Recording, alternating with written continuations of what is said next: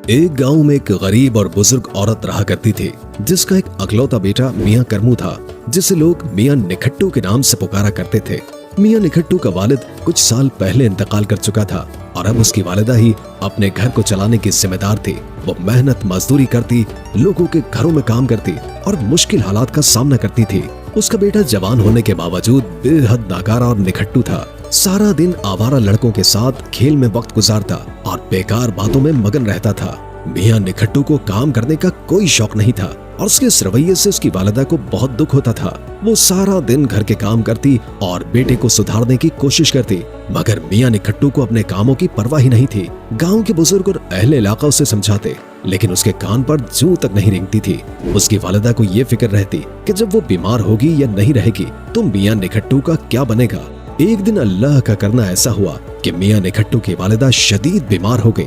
उसे बुखार चढ़ गया और अब वो किसी भी काम के काबिल नहीं रही। घर में खाने का सामान भी खत्म हो चुका था और फाके होने लगे। कुछ दिन तो पड़ोसियों ने खाना पहुंचा दिया, मगर हर कोई अपनी जिंदगी में मसरूफ था और ये सूरत हाल ज्यादा देर तक न चल सकी। मियां निखट्टू की वालिदा ने उसे करीब बुलाकर कहा, बेटा तुम जवान हो, अल्लाह ने तुम्हें सेहत दी है, कब तक तुम्हारी बीमार माँ तुम्हें घर बिठाकर खिलाएगी। अब वक्त है कि कोई काम धंधा करो और अपने पैरों पर खड़े हो जाओ। अपनी वालिदा की बात सुनकर मियां निखट्टू ने पहली मर्तबा गौर से सोचा। माँ ने उसे समझाया, बेटा कितनी शर्म की बात है कि तुम्हारी माँ लोगों के दरवाजों पर खटखटाती फिरे, उधार मांगे और तुम बेकार बैठे रहो। आज तो मैं पड़ोस से थोड़ा आटा मांग कर ले आई हूँ, मगर रोज रोज कौन देगा और कब तक। मियां निखट्टू की वालिदा के चेहरे पर थकान और दुख नुमाया था। उन्होंने मजीद कहा, बेटा बीमारी ने मुझे तोड़ कर रख दिया है। अभी कुछ दिन के बाद शायद मैं मेहनत मजदूरी के भी काबिल न रहूंगी। अगर तुमने कोई काम न किया तो कल से घर में चूल्हा नहीं जलेगा। ये बात सुनकर मियां निखट्टू का दिल पसीज गया। उसे अपनी माँ की बातें दिल में उतरी और उसने पहली बार दिल से काम करने का इरादा कर लिया। अच्छा अम्मा, आज मेरे लिए 4 रोटियां पकाओ और एक रुमाल में बांध दो। मैं आज ही काम तलाश करने के लिए निकलूंगा और कुछ न कुछ लेकर ही वापस आऊंगा। उसकी बात सुनकर उसकी माँ बेहद खुश हुई और पड़ोसियों से मांग कर लाए गए आटे की 4 रोटियां पकाकर उसके रुमाल में बांध दी। मियां निखट्टू ने अपने दिल में अज़्म कर लिया कि आज वो कुछ करके ही दिखाएगा। मियां निखट्टू जब घर से निकला तो उसके दिल में एक जोश था कि आज वो कोई न कोई काम जरूर करेगा। कुछ दूर चलने के बाद वो एक खेत में पहुंचा, जहां बहुत से लोग अपने खेतों में काम कर रहे थे। हर कोई अपनी नई फसल के लिए खेती बाड़ी कर रहा था। मियां निखट्टू को लगा कि शायद उसे यहाँ कोई काम मिल जाए। वो एक किसान के पास गया और कहा, काका मुझे कोई काम मिल सकता है। किसान ने उसकी तरफ देखा और बोला, लो जी काम ही काम है, गड़ाई हो रही है तो तुम भी लग जाओ। शाम को मजदूरी लेकर खुशी खुशी घर चले जाना। मियां निखट्टू थोड़ी देर तो खड़ा सोचता रहा, फिर बोला, लेकिन काका मुझे तो ये काम आता ही नहीं। किसान ने हंसते हुए कहा, बबुआ काम करने से आता है, कोई माँ के पेट से काम सीख कर नहीं आता।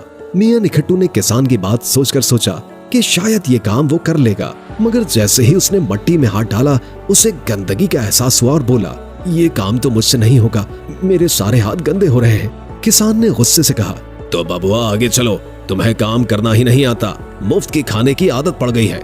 मियां निखट्टू शर्मिंदगी से वहां से चल दिया और दिल ही दिल में अपने आप को कोसने लगा। खेत से निकलकर मियां निखट्टू थोड़ी दूर और आगे चला कि शायद उसे कोई और काम मिल जाए। रास्ते में उसने कुछ लोगों को देखा जो गंदम से भूसी अलग कर रहे थे। वो उनके पास गया और उनसे पूछा, चाचा मुझे कोई काम मिल सकता है। खेत का मालिक खुशी से बोला, क्यों नहीं मिलेगा, हम तो मजदूरों की तलाश में हैं, चलो तुम भी लग जाओ, पूरे 2 रुपए रोज दूंगा। मियां निखट्टू ने खुशी खुशी काम शुरू किया, मगर कुछ ही देर के बाद भूसी उसकी आंखों और नाक में घुसने लगी। उसे खांसी आ गई और उसने फौरन जाकर अपना सर और मुंह झाड़ा, आंखें साफ की और पानी पिया।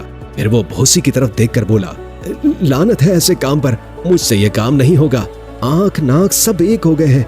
ये सुनकर खेत का मालिक गुस्से से बोला, निकम्मे मुफ्त का खाना चाहते हो, जाओ कोई और काम तलाश करो। मियां निखट्टू शर्मिंदगी से चल दिए और दिल ही दिल में ये सोचने लगे कि शायद उसे कभी कोई काम करना ही नहीं आएगा। अब मियां निखट्टू जंगल के इलाके में पहुंचा। वहां उसे बहुत सारे लोग दरख्त काटते हुए नजर आए। कुछ लोग कटे हुए दरख्त की शाखें काट रहे थे और कुछ लोग लकड़ियां इकट्ठी करके एक जगह ढेर कर रहे थे। मियां निखट्टू उनके पास गया और उनसे काम की दरखास्त की। भैया मुझे कोई काम मिल सकता है। ठेकेदार ने उसकी तरफ गौर से देखा और बोला, हाँ काम तो बहुत है, हमें अभी कई दरख्त काटने हैं, शाखें साफ करनी है और लकड़ियां गधा गाड़ी में लादनी है। तुम जवान आदमी हो, ये कुल्हाड़ी लो और दरख्त काटो, अच्छी मजदूरी दूंगा। मियां निखट्टू ने कुल्हाड़ी को हाथ में पकड़ा और काफी देर सोचता रहा। उसके बाद अचानक बोला, भैया ये काम तो हमसे नहीं होगा, कभी कुल्हाड़ी चला ही नहीं। ठेकेदार ने मायूसी से कहा, तो फिर तुम्हें क्या काम आता है? उसके बाद ठेकेदार ने झंझलाकर कहा, जाओ निखट्टू, तुम्हें मैंने इतने काम बताए मगर तुम्हें तो कोई काम करना आता ही नहीं, मुफ्त का खाना चाहते हो, निकल जाओ यहाँ से। मियां निखट्टू झल्लाते हुए जंगल की तरफ बढ़ गया, ये सोचते हुए कि आखिर उसे कोई आसान काम क्यों नहीं मिल रहा। मियां निखट्टू थका हुआ और भूखा था। उसने अपना रुमाल खोला और 4 रोटियां निकाली। जैसे ही उसने पहला निवाला लिया, उसे कुएं से एक अजीब सी सरगोशी की आवाज सुनाई दी। हैरान होकर उसने इधर उधर देखा मगर कोई भी नजर नहीं आया। थोड़ी देर के बाद फिर आवाज आई, कौन है जो हमारे आराम में खलल डाल रहा है? मियां निखट्टू ने सोचा कि शायद ये कोई भूत या जिन होगा, मगर वो खुद को मजबूत दिखाने के लिए बोला, मैं हूँ मियां निखट्टू, मैं भूख से निढाल होकर यहाँ बैठा हूँ। उसकी आवाज सुनकर कुएं से एक चमक उठी और 4 परियां उसके सामने नमूदार हो गईं। उन्होंने उसे गौर से देखा और एक परी बोली, मियां निखट्टू, तुम हमें भूखा समझकर तंग कर रहे हो?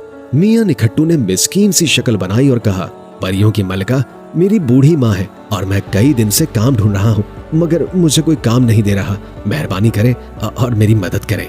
परियों ने एक दूसरे की तरफ देखा और फिर उनमें से सबसे बड़ी परी बोली, अच्छा, हम तुम्हारी हालत पर रहम खाते हैं, तुम्हें एक जादुई देगची देते हैं। ये देगची हमेशा खाना तैयार रखेगी, चाहे तुम जितना चाहो खा लो, ये खाली नहीं होगी। परियों ने जादुई देगची मियां निखट्टू को थमा दी और कहा, याद रखना, ये देगची सिर्फ तुम्हारे अच्छे अमल और ईमानदारी के साथ चलेगी। अगर तुमने किसी फरेब या झूठ का सहारा लिया तो ये जादुई असर खो देगी। मियां निखट्टू ने शुक्रिया अदा किया और खुशी खुशी देगची को अपने साथ लेकर वहाँ से चल दिया। उसने दिल में सोचा कि अब उसे और उसकी माँ को कभी भूखा नहीं रहना पड़ेगा और वो इस जादुई देगची की मदद से बहुत खुशहाल जिंदगी गुजार सकेगा। मियां निखट्टू ने देगची को हाथ में पकड़ा और अपने घर की तरफ सफर शुरू किया। रास्ते भर सोचता रहा कि उसकी जिंदगी कितनी आसान हो गई है।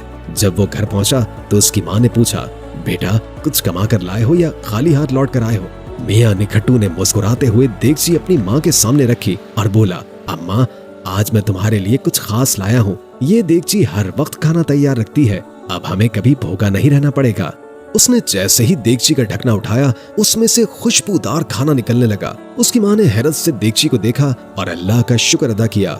मियां निखट्टू और उसकी माँ ने खूब पेट भरकर खाना खाया और देगची को महफूज रख दिया। अगले दिन मियां निखट्टू ने सोचा कि देगची की बरकत को देखते हुए वो मोहल्ले वालों को भी खाना खिलाएगा। उसने अपने हमसाए और दोस्तों को बुलाया और सबको देगची से खाना खिलाया। सबने खुश होकर दुआ दी और मियां निखट्टू को सराहा। मियां निखट्टू खुशी से फूले नहीं समाता था। उसने दिल में सोचा कि ये देगची उसके लिए अल्लाह की एक अजीम नेमत है। एक दिन मियां निखट्टू को किसी काम से दूसरे गांव जाना पड़ा। रास्ते में रात हो गई तो उसने एक सराय में ठहरने का फैसला किया। सराय का मालिक एक लालची आदमी था जो हर चीज को अपने फायदे के लिए इस्तेमाल करता था। मियां निखट्टू ने सराय में पहुंचकर आराम का सोचा और देगची को महफूज जगह पर रख दिया। रात का खाना आते वक्त मियां निखट्टू ने सराय के मालिक को अपनी जादुई देगची के बारे में बताया। रात का खाना आते वक्त मियां निखट्टू ने सराय के मालिक को अपनी जादुई देगची के बारे में बताया। उसने फखरी अंदाज में कहा, ये देगची कभी खाली नहीं होती, चाहे जितना भी खा लूं। सराय का मालिक हैरान रह गया और देगची को देखकर उसकी लालच बढ़ने लगी। रात के वक्त जब मियां निखट्टू गहरी नींद में सो रहा था तो सराय के मालिक ने चुपके से देगची चुरा ली और उसकी जगह एक आम देगची रख दी। उसे यकीन था कि अब वो हमेशा देगची का इस्तेमाल करके खूब दौलत कमा सकेगा। अगली सुबह मियां निखट्टू को देगची का कोई शक न हुआ और वो अपनी आम देगची को लेकर खुशी खुशी वापस अपने गांव की तरफ चल दिया। उसे इल्म नहीं था कि उसकी देगची चोरी हो चुकी है और अब उसके पास सिर्फ एक आम देगची है। जब मियां निखट्टू घर पहुंचा तो उसने अपनी माँ से कहा, अम्मा, आज फिर देगची में से मजेदार खाना खाएंगे। उसने जैसे ही देगची का ढक्कन उठाया तो उसमें कुछ भी नहीं था। हैरत से उसने देगची को उलट पुलट कर देखा मगर वो खाली थी। मियां निखट्टू ने दोबारा देगची को इस्तेमाल करने की कोशिश की मगर कुछ भी न हुआ। उसकी माँ ने हैरत से पूछा, बेटा ये क्या माजरा है, देगची में तो कुछ भी नहीं है। मियां निखट्टू को शक हुआ कि शायद उसकी जादुई देगची किसी ने बदल दी है। उसने सोचा और उसे याद आया कि ये सराय के मालिक की हरकत हो सकती है। अब वो एक बार फिर मायूस हो गया मगर उसे यकीन था कि उसे दोबारा परियों से मदद मिल सकती है। मायूसी में डूबा मियां निखट्टू फिर से पुराने कुएं की तरफ चल दिया और परियों को आवाज दी। कुछ देर के बाद परियां उसके सामने जाहिर हुई और पूछा, अब तुम्हें क्या चाहिए मियां निखट्टू? मियां निखट्टू ने परियों को देगची के चोरी होने का वाकया सुनाया और उनसे मदद की दरखास्त की। परियों ने एक दूसरे की तरफ देखा और फिर बड़ी परी ने कहा, अच्छा, इस बार हम तुम्हें एक जादुई मेंढा देते हैं।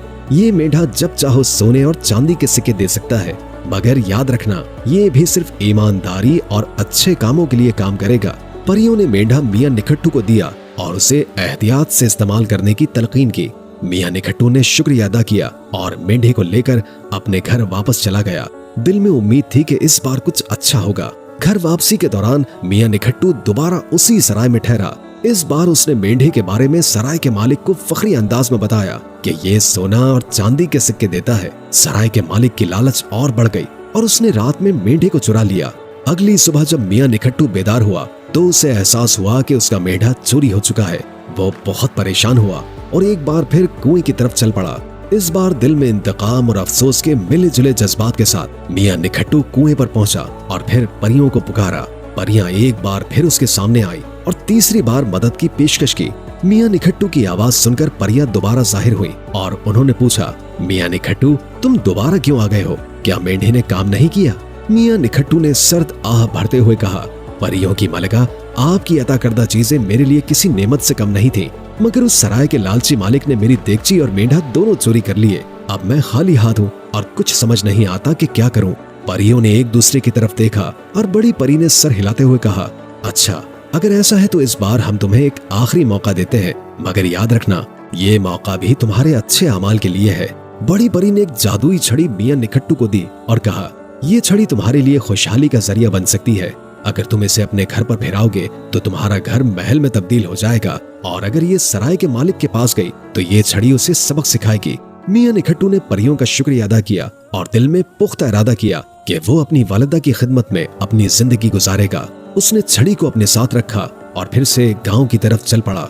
वापसी के सफर के दौरान मियां निखट्टू दोबारा उसी सराय में पहुंचा। इस बार उसके चेहरे पर सुकून और इत्मीनान था। सराय के मालिक ने मियां निखट्टू के पास जादुई छड़ी देखी और फौरन अपनी चालाकी से उसे हासिल करने की कोशिश की। मियां निखट्टू ने दिल में सोचा कि ये आखिरी मौका है और उसने छड़ी मालिक के हवाले कर दी। जैसे ही सराय के मालिक ने छड़ी को पकड़ा और अपने फायदे के लिए इस्तेमाल करने का सोचा तो छड़ी ने अपना जादू दिखाना शुरू कर दिया। छड़ी ने सराय के मालिक को एक सबक सिखाया और उसे इबरत का निशान बना दिया। सराय का मालिक हैरान और परेशान था और उसे अपने लालच का एहसास हुआ। मियां निखट्टू ने उससे कहा, ये तुम्हारे लालच का नतीजा है।